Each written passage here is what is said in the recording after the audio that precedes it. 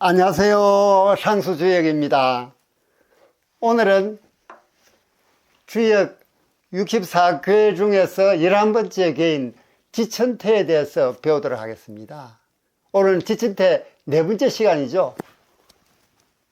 마지막 시간입니다. 우리가 지난 시간에 뭘 배웠죠?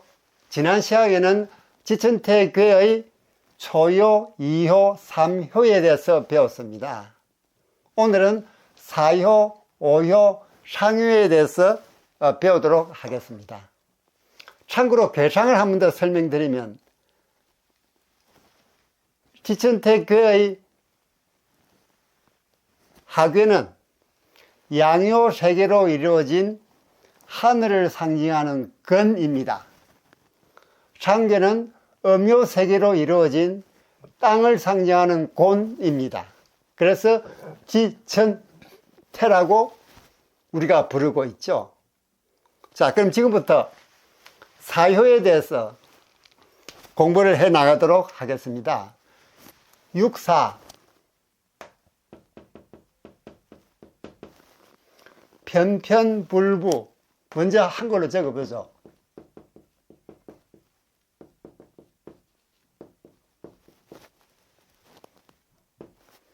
이기린, 불계이부입니다.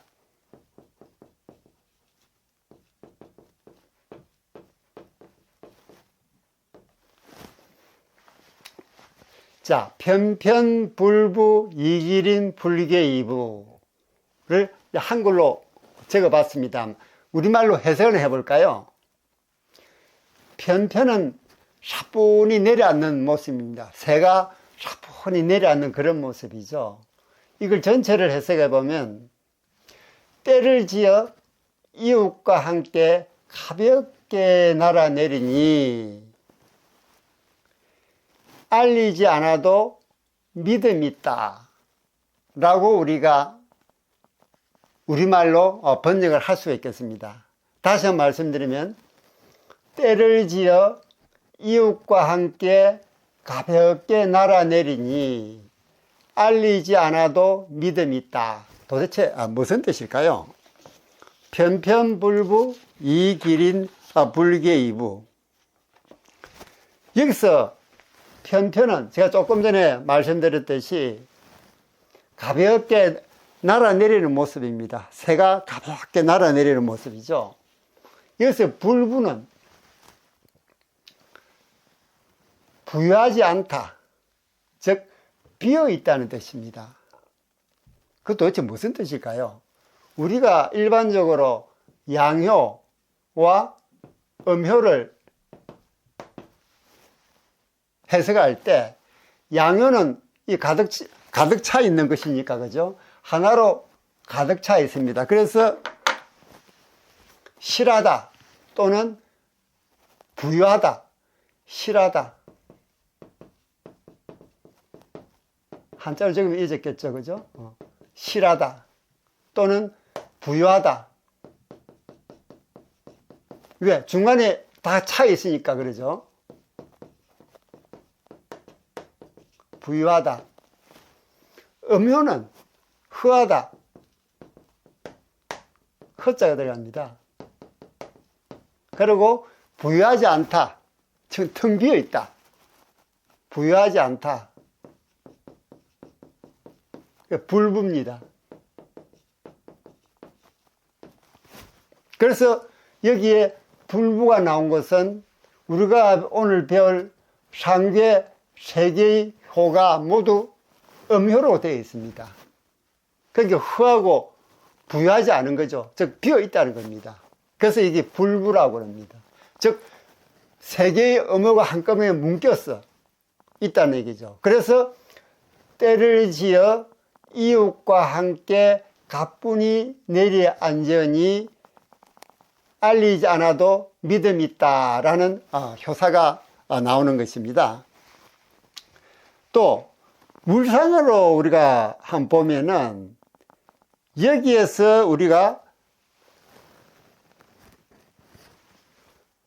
육사, 즉 상궤의 초요인 육사가 효변하면 어떻게 되죠? 음효가 양효로 변하죠.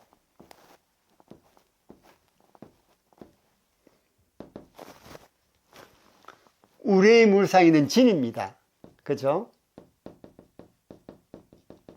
여기는 움직임의 물상이 있죠. 즉 육사가 효변을 하게 되면 움직임의 물상이 있습니다. 그리고 이 상괴고는 음효세초로 이루어져 있습니다. 그래서 불부라고 했죠. 불부. 그래서 이 불부가 여기서 그런 뜻에서 나온 것입니다. 불부라 그랬고, 또 양효는 위로 상승하는 기운이 있고 음효는 아래로 떨어지는, 아래로 내려오는 기운이 있습니다. 그러니 육사가 효변한 상괴의 진은 이 음효가 내려오는 성질을 가지고 있으므로 아래로 내려옵니다. 즉 상괴곤이 하괴건으로 살풍이 내려앉는 그런 모습을 얘기하고 있는 것이죠. 즉 음효세치 무리를 지어 꽃이 나비가 꽃을 찾듯 살풍이 내려오는 겁니다. 우리가 초구에서 보면 발모여를 배웠죠. 발모여. 이게 우리가 어떻게 해석했죠? 억새풀을 뽑으니 뿌리가 뒤엉켰다고 했습니다. 왜 뿌리가 뒤엉켰다고 했습니까? 뿌리가 뒤엉킨 이유를 우리는 하괴의 양효 세 개가 엉켜 있으니 뿌리가 뒤엉켜 있다고 했습니다. 그런데 상괴의 음효 세 개도 서로 지금 뒤엉켜 있습니다. 그래서 이웃과 함께 날아내리는 겁니다. 육사만 내려오는 것이 아니고 이웃과 함께, 린자가 이웃 린자죠, 그죠?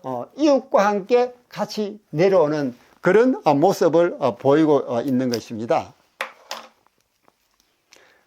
조금 전에 설명드렸듯이 주역에서는 양효는 실하다 또는 부유하다는 상징하고 음효는 반대로 허하다 또는 부유하지 않다 또는 텅 비어 있다, 텅 빔을 상징한다고 말씀드린 바가 있습니다.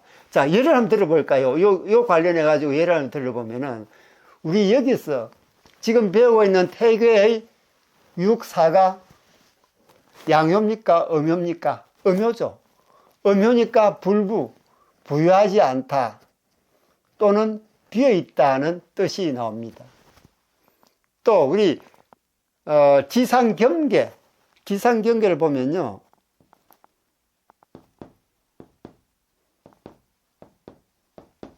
이게 지산겸이 되죠.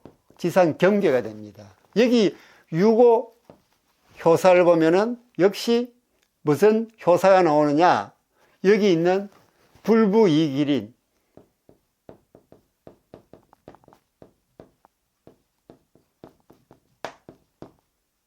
그 다음에 린이 있죠, 그죠? 똑같은 효사가 나옵니다. 왜? 이것도 음효이니까 불부로 나옵니다. 그럼 양효 나오는 걸 한번 볼까요? 양효 나오는 걸 보면 우리가 풍천소축계를 보면은 이게 바람풍이죠, 그죠? 바람을 상징하는 풍. 이것이 하늘을 상징하는 천입니다. 풍천소축. 괴를 보시면은 구오, 양효에 불부가 아닌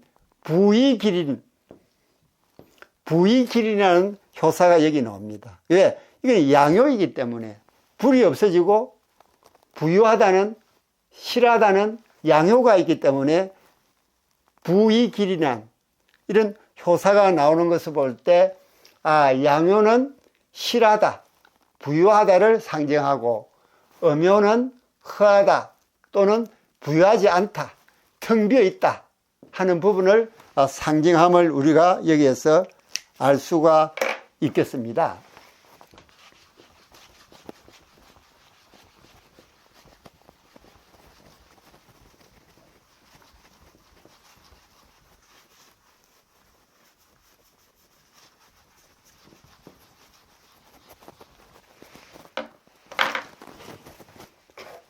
자, 그리고 여기서 우리가 편편불부이기림까지 배웠죠. 이 불계이부를 볼까요? 이 불계이부 여기 있죠. 불계이부.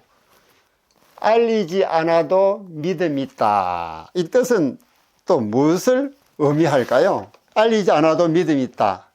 이것은 따로 알리지 않더라도 스스로 강하게 원한다는 얘기입니다. 무슨 뜻이냐 하면 이미 기울어진 상나라 사람들이 스스로 주나라를 찾아온다는 그런 얘기입니다. 다시 이 하괴근은 양요가 세 개니까 근이죠, 그죠? 하괴근은 주나라를 상징합니다. 그리고 상괴 음요 세 개로 이루어진 상괴고는 상나라를 상징합니다. 주나라는 상나라를 멸망시키고 세워진 나라죠. 그리고 나라가 망할 때쯤 되니까 상나라 사람들이 주나라로 스스로 찾아 들어오는 것을 이렇게 비유적으로 표현을 한 것입니다. 즉 백성들이 말을 하지 않아도 스스로 새로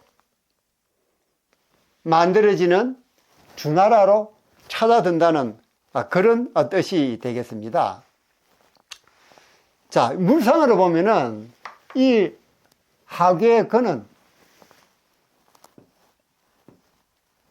양의 세계죠. 이 하늘을 상징하는 근입니다. 근에는 무슨 물상이 있나? 군자라는 물상이 있죠. 군자. 그래서 상나라 사람들이 군자를 상징하는 주나라로 스스로 찾아 들어오기 때문에 또 한편으로는 육사는 이 구상과 친비하죠. 왜? 양요, 음요, 양요니까 서로 친비합니다. 그리고 육사는 아래로 초구와 또 정응하죠. 초구와 육사가 정응하고 있습니다. 그래서 마음으로 진정으로 원하는 것이 됩니다. 즉 육사가 상나라 백성인 육사가 주나라로 찾아온 이유는 첫째는 나라가 망해서 주나라로 들어오지만 또 괴상으로 볼 때는 육사가 구상과 친비하고 있고 또 초구와 정응하고 있기 때문에 서로 엮여져 있죠. 그래서 자동적으로 찾아 내려오는 그런 모습이 되겠습니다. 또 한편으로 육사가 때를 지어서 음유가 세계에 엉켜져 있으니까 때를 지어서 주나라로 찾아오는 모습은 나라를 상징하는 곤, 즉 곤에는 땅을 상징하는 곤에는 나라라는 물상이 있습니다. 즉 상나라가 주나라로 찾아드는 그런 부분을 말씀드리면서 그 괴상으로 볼 때는 육사가 구상과 친비를 하고 있고 육사와 초구가 서로 정응하기 때문에 진정으로 마음으로 찾아든다 라는 부분을 얘기해 주는 동시에 이 효사는 사실은 무엇을 기술하고 있느냐, 멸망해가는 상나라의 그때의 상황을 설명해 주는 효사가 바로 여기에 해당이 되겠습니다.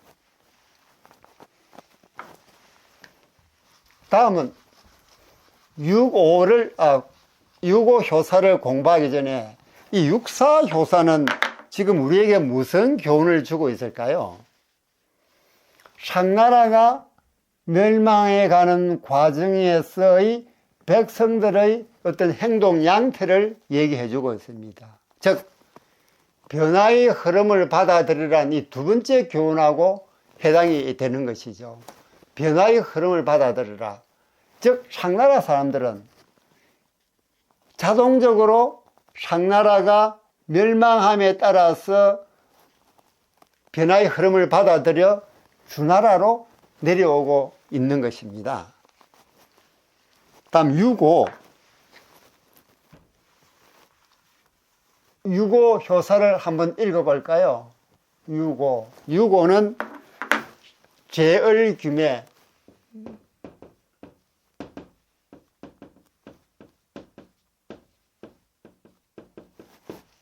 이지원길입니다.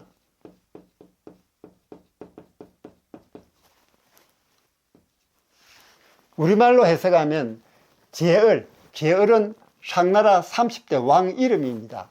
제얼이 누이동생을 시집 보내니, 이 지자는 하늘에서 복을 내리는 거죠. 하늘이 복을 내려 크게 길하다. 제얼 왕이 누이동생을 시집 보내니 하늘이 복을 내려 크게 길하다. 자, 이건 또 뭘 얘기하는가요? 제얼 김의 이지원길.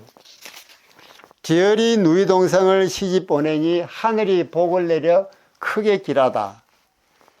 여기서 오요는 이 무슨 자리입니까? 천자의 자리죠. 천자. 오요는 천자, 군왕, 대인, 여하튼 국가의 지도자 자리죠. 그죠? 오요는 천자의 자리로 천자인 제얼이 상나라 왕이니까 천자의 자리에 있는 거죠. 천자의 자리인 제얼은 상나라 30대 왕입니다. 상나라 왕은 그 이름을 지을 때 대부분 이 제얼을 보면은 제얼이죠, 그죠? 이 을이 갑을병정 무기 경신이 임기할 때 을입니다. 천간의 이름을 종종 넣곤 했습니다. 상나라 왕의 이름에는. 그래, 그 얘기는 이 천간이라는 것은 하늘의 태양의 위치를 얘기합니다. 태양의 위치니까, 즉 상나라 왕은 태양의 아들, 즉 천손이다, 하늘의 자손이다라는 것을 강조하기 위한 것이죠. 이 제얼은 누구냐 그러면, 이 제얼은 상나라 마지막 왕인 주왕의 아버지입니다. 이 제얼에게는 두 아들이 있었죠. 하나는 미자계, 하나는 주왕입니다. 미자계가 형이고 주왕이 동생입니다. 그럼에도 미자계가 왕이 되지 않고 주왕이 왕이 된 것은, 미자계는 정실의 아들이 아니고 후처의 아들이죠. 그래서 정실의 아들인 주왕이 왕이 되었던 것입니다. 제얼이 누이 동생을 시집 보낸다는 것은 떠오르는 강력한 세력을 포용하기 위한 것입니다. 떠오르는 세력을 포용하기 위한 것이죠. 무슨 뜻이냐면, 이 제얼이 주왕의 아버지니까 주왕이 상나라 마지막 왕이라고 말씀드렸죠. 그러니까 제얼 왕 때 벌써 상나라 국군은 기울어지기 시작했던 겁니다. 그러니 제얼은 여동생을 계속 명망이 치솟는 문왕에게 시집 보내는 겁니다. 문왕에게. 즉 주나라의 문왕에게 정략 결혼을 시키죠. 정략 결혼을. 그래서 이 제얼은 떠오르는 나라, 즉 문왕이 다스리는 그 제후를 세력을 포용하기 위해서 정략 결혼을 시키기 때문에 하늘이 복을 내려 크게 길하다고 얘기를 합니다. 왜? 큰 세력을 상나라 세력으로 끌고 오기 위해서, 포섭하기 위해서 결혼을 시키니까 하늘이 복을 내리다고 말씀을 드리는 겁니다. 유고가 효변하면, 이 유고가 효변하면 전체계는 어떻게 될까요? 유고가 효변하면 그럼 오효가 음효에서 양효로 바뀌겠죠. 그럼 양효, 양효, 양효, 음효, 그 다음에 양효로 바뀐다 했죠. 오효니까 바뀌고 음효, 음효입니다. 그럼 위에는 물을 상징하는 감이 되고 아래는 하늘을 상징하는 금이 되죠. 그 수천수입니다. 수천수계가 됩니다. 수계는 한자 이렇게 쓰죠. 즉 하늘에서 비를 내리기를 기다리는 괴입니다. 즉 하늘의 은총을 기다리는 괴죠. 그래서 이 수계가 유고가 효변하면 수계가 나오는 겁니다. 결과적으로 재열이 여동생을 문왕에게 시집 보낸 이유는 문왕의 명망이 계속 높아지니까, 좋아지니까 그 세력을 포섭하기 위해서 누이동생을 시집 보내서 하늘이 복을 내려 크게 길하다라고 말씀을 드렸는데, 결과적으로 하늘의 은택을 상나라가 멸망을 해버렸으니까 하늘의 은택을 받았다고 하기에는 좀 그렇죠. 그런데 그럼에도 불구하고 크게 길하다고 한 얘기는 결국 주나라의 주왕에 이르러 상나라는 멸망하고 말죠. 멸망하고 마는데 이 문왕의 아들인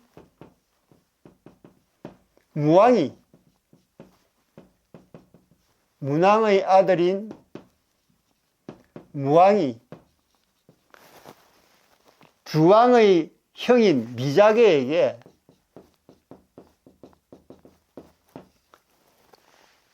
송나라 제후로 봉해줍니다. 상나라가 멸망하고 난 다음에 송나라 제후로 봉해주면서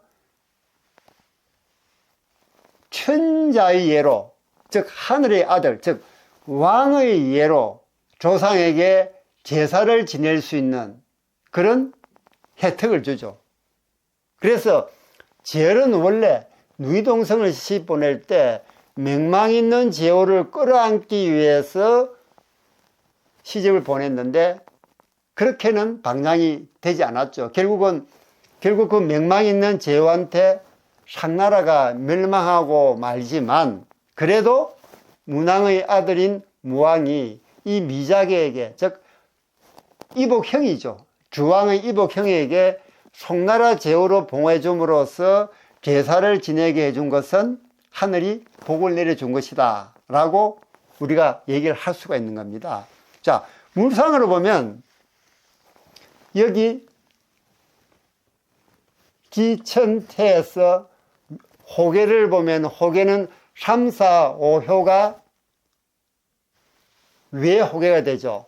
3, 4, 5는 어떻게 됩니까? 3, 4, 5가 되죠. 자, 3, 4, 5호. 그 다음에 2, 3, 4효가 네 호계로 된다고 했습니다. 2, 3, 4. 2, 3, 4. 자, 그러면 상계는 어떻게 됩니까? 우레를 상징하는 진이죠. 그죠? 우레를 상징하는 진계가 됩니다. 그리고 하계는 연못을 상징하는 태가 되죠. 그죠? 태. 이건 태계가 되고, 이거는 진계가 됩니다. 그래서 내택, 뭐죠? 귀매죠. 54번째 괴입니다. 내택 귀매, 귀매계가 됩니다. 자, 요 귀매계, 요 귀매하고 같은 귀매입니다. 그렇죠? 그래서 기천태 6, 5가 말하는 이 귀매는 우리가 호계로 봤을 때 변화시킬 때 귀매가 나오는 것입니다.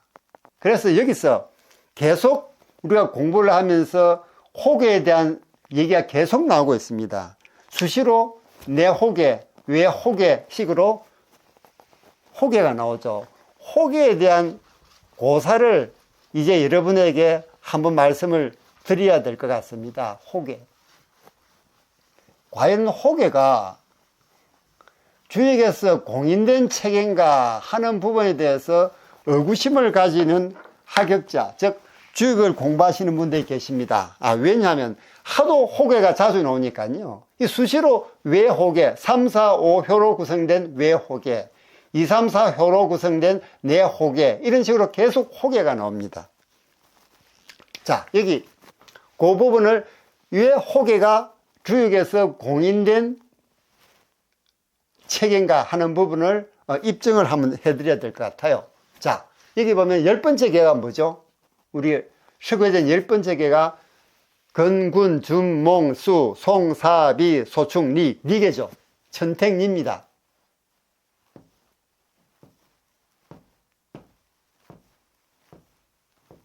이게 하늘 상징하는 천, 이게 연못을 상징하는 택이죠. 그래서 천택리가 됩니다. 천택리개는 우리 한자로 적어볼까요? 천택리개입니다. 이게 10번째 개죠. 10번째.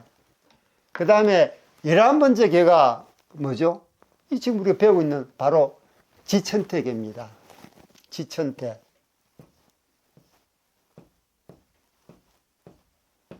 지천택. 그럼 지천택의 호계는 뭐가 되죠?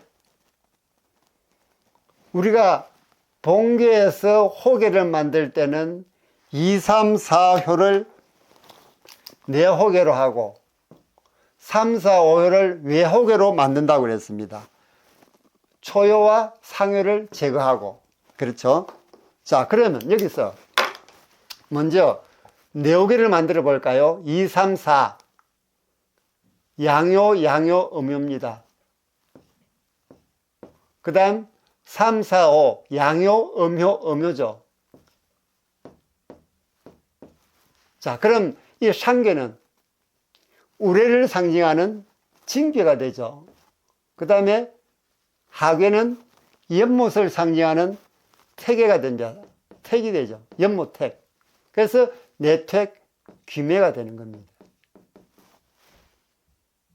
자, 천택리 놔두고 11번째 지천택괴, 지천택괴를 갖다가 우리 호계로 만들었더니 내택 귀매가 되고 유교호사의 귀매가 나오고, 그리고 중요한 것은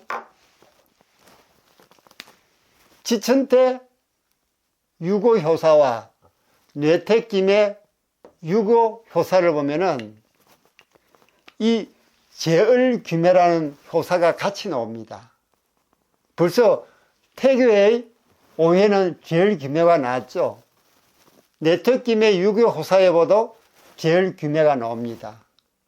이렇게 본계인 태교의 5요 효사와 변화된 호계의 5요 효사에 제을귀매라는 같은 효사가 나오는 것을 볼 때 호계는 주역에서 공인하는 시스템이다, 주역에서 공인하는 체계다 하는 부분을 우리가 유추할 수가 있죠. 왜? 본계 5요 호사와 변화된 호계의 5요 효사에 같은 제을귀매라는 효사가 나오는 것을 볼 때 우리가 그렇게 유추할 수가 있는 것입니다. 그리고 여기서 천택리괴도 나름대로 고사를 가지고 있습니다.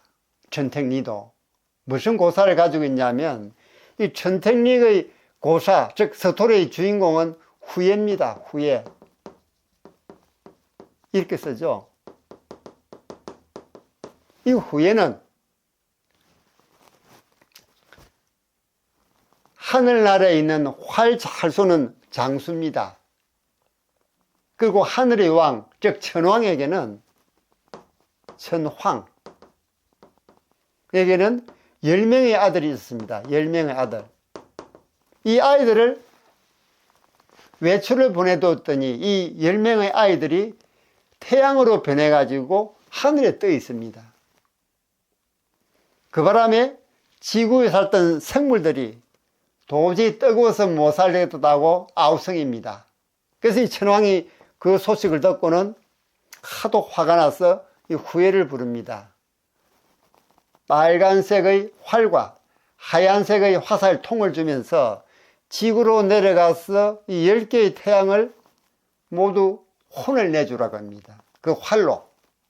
그래서 후예가 지구로 내려오죠. 그 명령을 받고 지구로 내려오면서 부인을 데리고 옵니다. 그 부인 이름이 상아입니다. 한자로 적으면 이리 적습니다. 상아. 지구로 내려온 후예가 지구의 생물들을 봤더니 태양이 2개만 떠 있어도 뜨거워서 살기 힘든데 10개가 동시에 떠 있으니 이 얼마나 뜨거웠겠습니까? 그 생물들이 뜨거워 타 죽는 아비규환의 상황을 보고는 이 후예가 화가 너무너무 납니다. 그래서 활로 이 10개의 태양을 혼을 내는 게 아니라 하나하나 쏘아 때려버립니다. 하나, 둘, 셋, 넷, 다섯, 9가지 쏘고는 마지막 태양은 쏠려다 잠시 멈칫하죠. 그리고는 활을 거둡니다. 만약에 그때 후예가 그 마지막 태양까지 쏘아 떨어뜨라 그러면 지구 생물대로 공멸하고 말았겠죠. 왜? 태양이 없는 지구 생물은 존재할 수 없으니까요. 그리고 우리도 아마 이 자리에 없을 것입니다. 어쨌든 임무를 마친 후예가 다시 천왕에게 부탁합니다. 이제 일이 끝났으니 다시 하늘나라로 데려가 주십시오 하고 부탁을 했더니 천왕이 약을 보내주죠. 이 약을 먹으면 다시 하늘나라로 올라올 수 있느니라 하고 약을 보내주는데 그 약을 받은 후예가 그 약을 가지고 잠깐 잡는 사이에 이 부인인 상아가 그 약을 먹고는 달나라로 달아나 버립니다.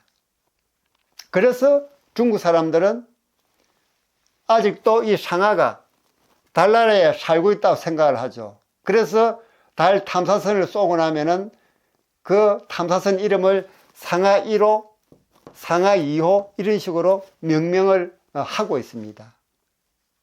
그럼 이 상아는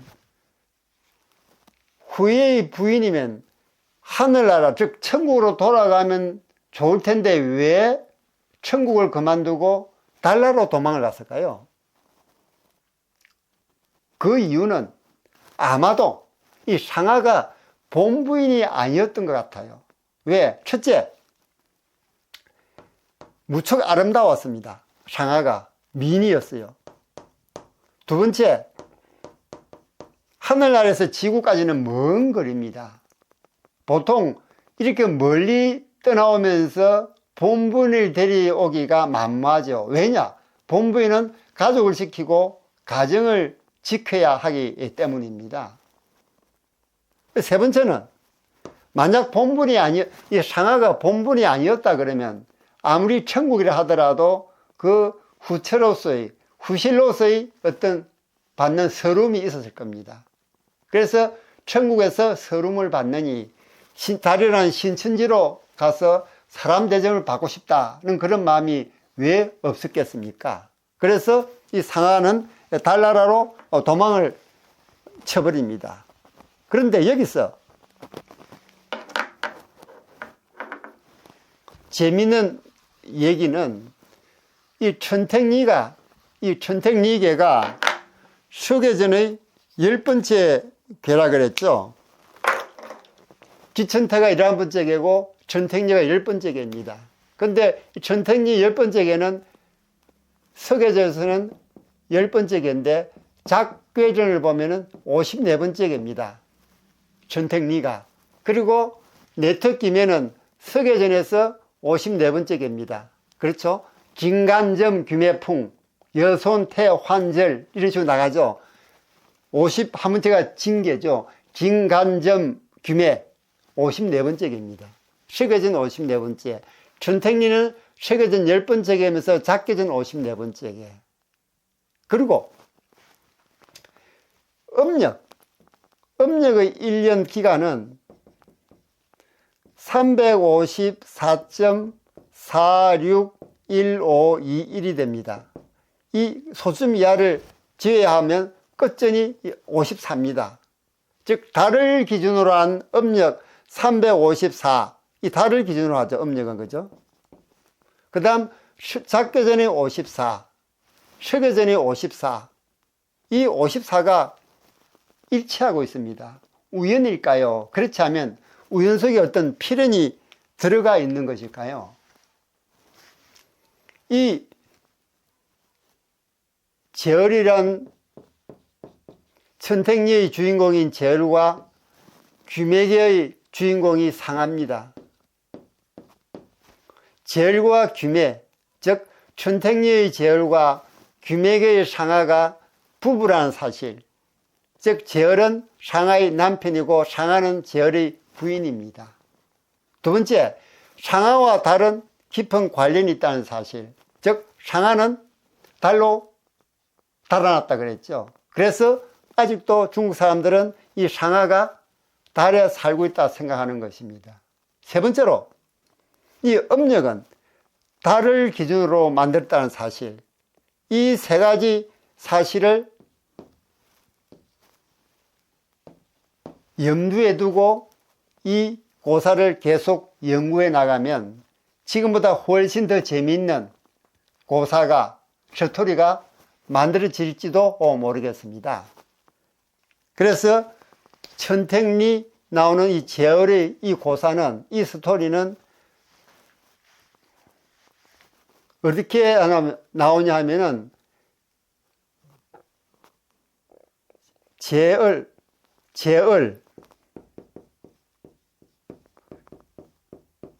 40일, 제얼이 10개의 태양을 쏘아 떨었다는 제얼 40일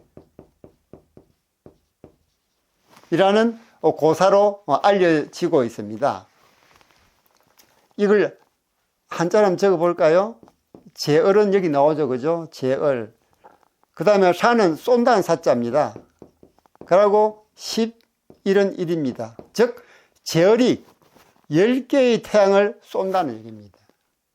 쏘았다는 얘기입니다. 그 제얼 14일, 제얼 40일이라는 이 구절이 나오는 사인이 바로 여기에 있는 것입니다. 그리고 10일, 즉 10개의 태양이라는 것은 옛날에 1년의 기간은 10개월이었습니다. 10개월. 상고시대에는.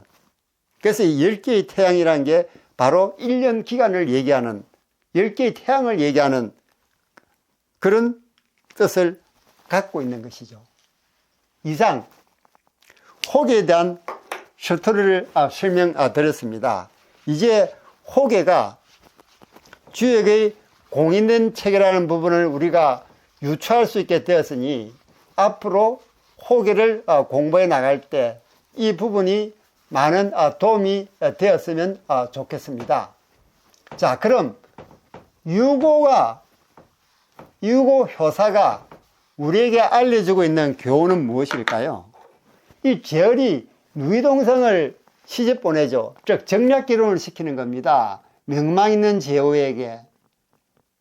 왜? 이 상나라를 계속 유지하기 위해서 힘 있는 제후를 이렇게 포용하는 것이죠. 포섭하는 겁니다. 이게 제얼규매라는 이 구절 안에 품고 있는 뜻이 됩니다. 그럼 왜 이렇게 됐느냐? 왜 정략교론을 시키느냐? 결국은 상나라가 성세하다, 성세 과정에서 이제 쇠락으로 들어가는 그 입구에 있다는 것을 제얼이 그 변화를 느꼈기 때문에, 즉 변화의 흐름을 받아들인 거죠. 그래서 문왕에게 자기 여동생을 시집 보내는 겁니다.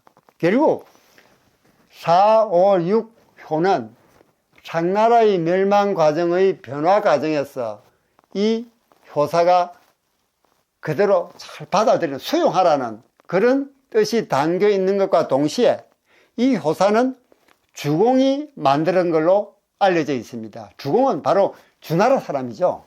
그러니까 주나라 입장에서 효사를 쓸 수밖에 없는 것입니다. 자, 이제는 상륙을 볼까요?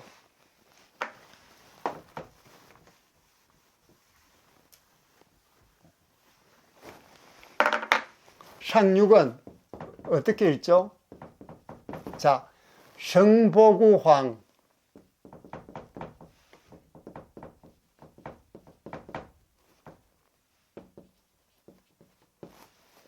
물용사,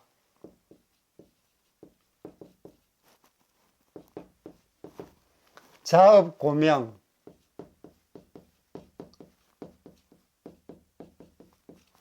그 다음 정인입니다. 이걸 우리말로 해석을 해볼까요? 성이 무너져 회자를 뒤엎으니 군사를 여기 마침표가 됩니다. 군사를 사용하지 않는다. 업으로부터 고명을 받더니 고듬을 지켜 어려움에 대처해야 된다라고 우리가 해석을 할 수가 있습니다.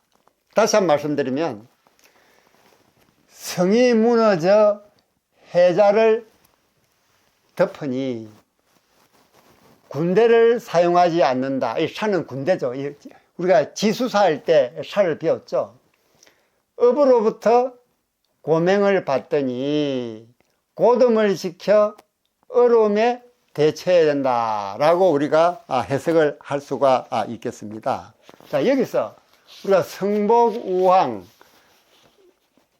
물용사, 자업고명, 먼저 이 상륙은 태계의 마지막 효죠. 이제 태계가 극에 달해서 태계 다음은 무슨 괴죠? 12번째 괴가 무슨 괴입니까? 기천태가 11번째 괴고 천지비가 12번째 괴죠. 그러니까 기천태 마지막 효는 천지비 괴로 넘어가는 마지막 효이기도 합니다. 즉 만물이 극에 달하면 다시 반전하는 물극필반을 얘기하고 있는 것이기도 합니다. 즉 성곽이 무너져 해자를 채운다는 그 얘기는 이 해자가 뭐냐면요, 이 황 있죠, 황.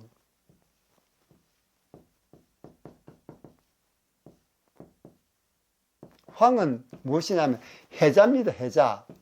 해자는 또 무엇이냐면 여기에 둥그렇게 성이 있으면요, 영 성 바깥으로 이렇게 둥그렇게 연못을 만들죠. 그리고 물을 채웁니다. 그러면 외부에서 쉽게 침입하지 못하도록 만든 이게 바로 해자입니다. 한자를 적으면 이렇게 적을 수 있겠네요. 해자. 자, 이 성을 둘러싸고 해자를 만들었는데 성이 무너져 이 해자가 다 묻혀버린다는 얘기죠. 이 정도 상황이 된다는 얘기는, 성곽이 무너진다는 얘기는 이제 그 나라가 망한다는 얘기죠. 이래 되면 지도자는 군대를 사용하지 않습니다. 왜? 벌써 성이 무너져 해자를 메우게 될 정도 되면 그 나라는 이미 망한 것이나 마찬가지이기 때문에 괜히 군사를 사용해 가지고 쓸데없는 군인을 전장에서 죽이게 할 필요는 없는 거죠. 그죠? 군대를 사용하는 망동을 하지 말고 업 사람들, 즉 자기 나라에 있는 업 사람들의 고명을 받들어서 고듬을 지켜서 얼음에 대처해야 된다고 했는데 경고를 받아서 바로 최악의 얼음은 면해야 된다. 즉 성곽이 무너져 해자를 채울 정도의 상황이 되면 군대를 사용해서는 안 된다.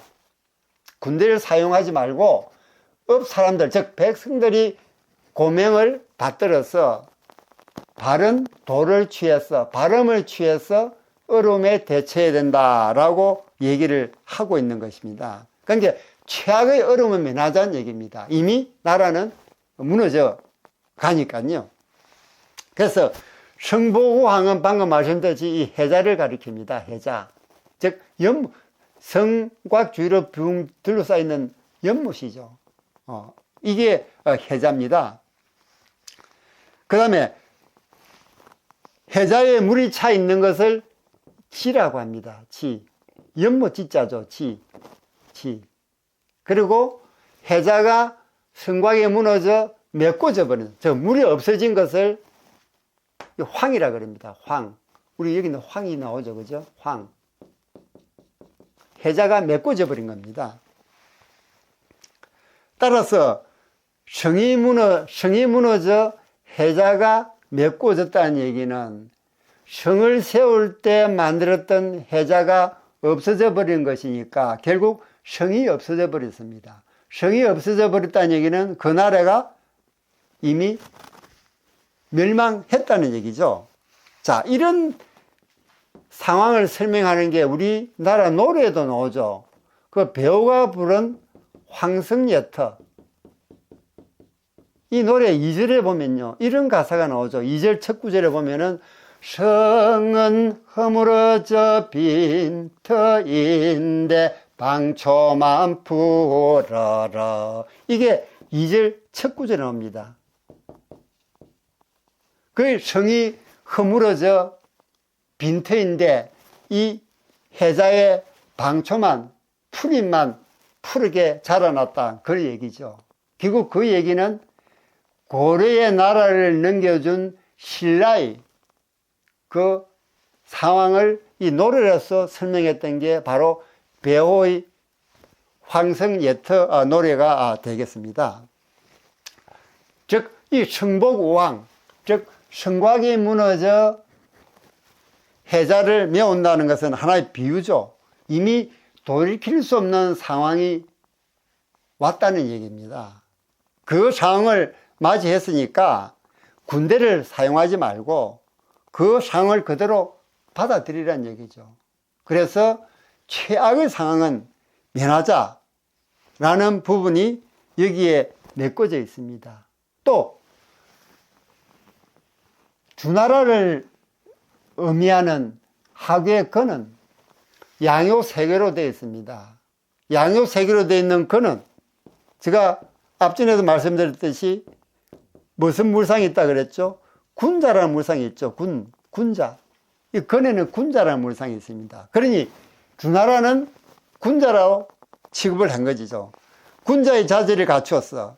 차라리 군대를 사용하지 않고 힘을 비축해서 상대방에 넘겨줌으로써 업으로부터의 고명을 받든다. 즉 백성들의 희망을, 백성들의 소원을 들어준다는 그런 얘기입니다. 여기서 고명은 또 두 가지 뜻이 있죠. 하나는 하늘이 내리는 명입니다. 다른 하나는 왕이 내리는 명령이죠.